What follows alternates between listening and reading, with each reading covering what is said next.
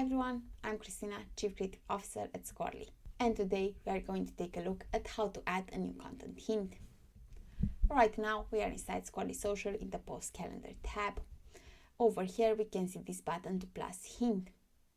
By clicking on the button, we are going to open the Create a New Content Hint panel. We can then write over here the content hint name.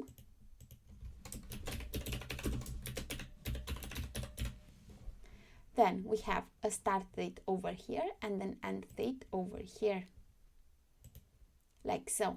And we can change the color if we want to from over here, like so. And then all that is left to do is click on this button, Create.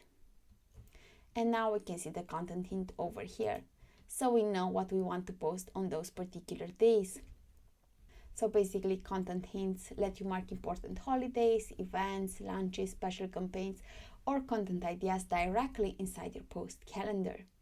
So it will help you to stay organized by highlighting key dates.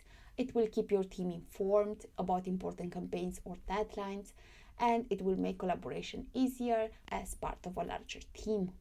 So using content hints ensure your social media strategy stays on track and everyone is aligned on upcoming priorities. Until next time.